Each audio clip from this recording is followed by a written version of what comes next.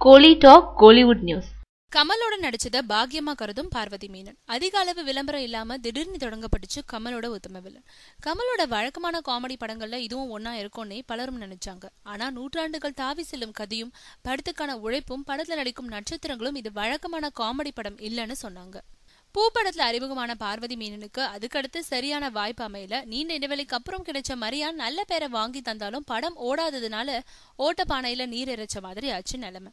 இந்த நிலையில தான் கமலோட உத்தம வில்லன் நடிக்க அழைப்பு வந்தது பார்வதி மேனனுக்கு. படத்துல ஜெயராமோட மகளா வராங்க பார்வதி. கதைப்படி கமலோட மருமகள். கமலோட ஜோடி இல்லைனாலும் கமலோட காம்பினேஷன் காட்சிகள் இருக்காம். அதுவே என்னுடைய பாக்கியம் தான் புல்லரிக்கிறாங்க. ரமேஷ் அரவிந்த் இயக்கும் இந்த படத்துல 8ஆம் நூற்றாண்டை சேர்ந்த நாடக கலைஞராகவும் இந்த காலத்து சினிமா நடிகராகவும் 2 வேடங்கள்ல கமல் நடிச்சிட்டு இருக்காரு. ஜிப்ரான் இசை. லிங்குசாமியோட திருப்பதி பிரதர்ஸும் கமலோட ராஜ்கமல் இன்டர்நேஷனலும் இணைஞ்சு படத்தை தயாரிச்சுக்கிட்டு இருக்காங்க.